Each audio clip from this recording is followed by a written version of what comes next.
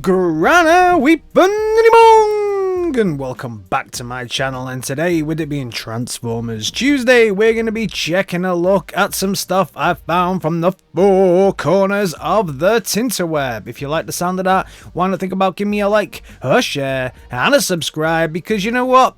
It helps me out. And now the news. Don't touch that dial. Before we go into the new news, I just want to clear up something from my last video. I spoke about this and I misspoke by saying that this was a big Firebird.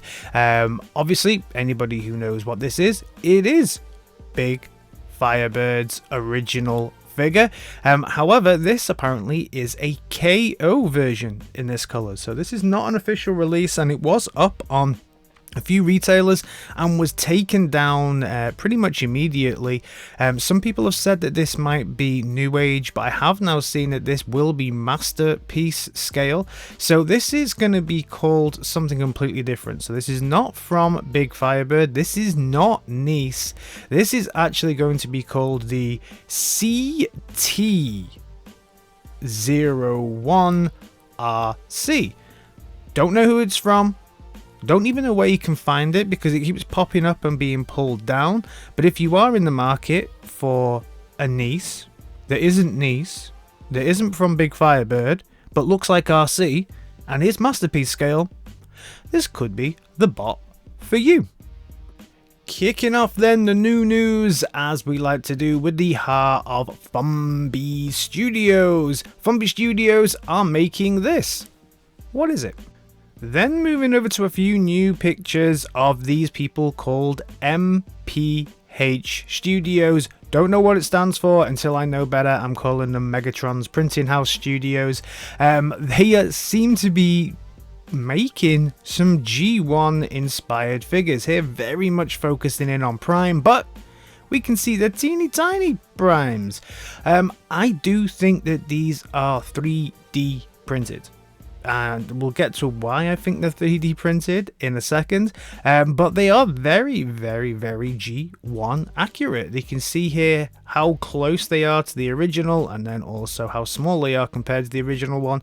I like the way that the back still folds up, just like that. You can make a wall with them if you would like, and then they show all of the parts out like this. So this is what makes me think that it's 3D printed, because they've 3D printed all of these little parts. Again, I know very, very little about this studio. They are called MPH. I'm calling them Megatron's Printing House. If you know anything more about these guys, let me know down in the comments, because I'd love to find out even more about these G1 accurate that seem to be at legend scale. Very, very, very cool. Something that I would love to add to my collection, to have some miniaturized G1 accurate figures, highly detailed as well. So the printing's pretty damn good on it. We can see him here with his two guns. That's see-through plastic as well, and looks like they're working on a Superion that will go with the Constructicons that we saw last week. But all in all, super cool. I just wish I knew a little bit more about them. Up next, probably my most anticipated figure of the year, and this is the Megatank. So it's really cool to see some more pictures of Megatank, both in his bot mode and his alt mode. Still no release date on this bad boy. Shozi have failed to send me anything saying, hey, please pay for this guy, which is usually an inkling that he's coming very soon.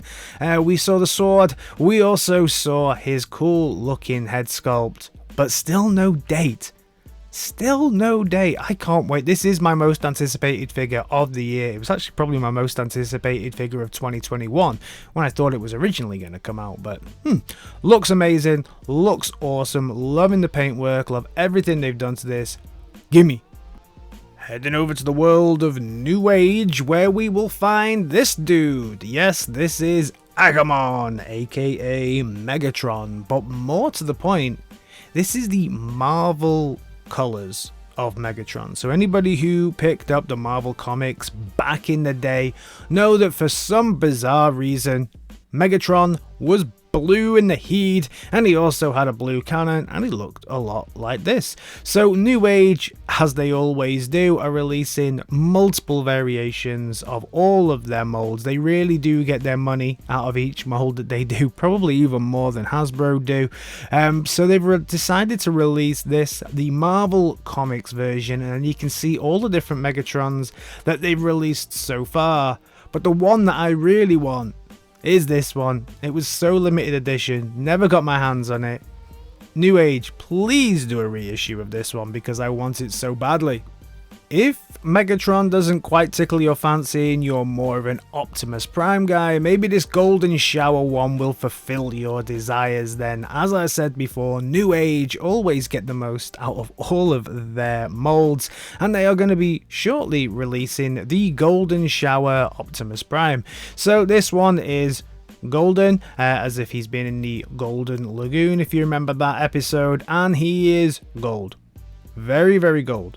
Super shiny gold. I've never actually picked up one of these figures ever, so I don't know how good the gold paint is, but it does look super shiny. This figure is supposed to be absolutely amazing. I'm waiting for my awesome version of Toxitron to come through. A little bit more on him in a bit. NEWAGE are getting ready to ship Mirage, so if you are waiting on your Mirage, you've got the Golden Shower version of Mirage, also the translucent version of Mirage as well, and the normal version. I do love the packaging from NEWAGE, but I do think the Mirage one is not so great. Also, Beachcomber come in as well, and of course, as I've already said, Torimo Safeguard, aka Toxitron, and because this one has started shipping, we're getting even more pictures of this absolute beaut of a figure.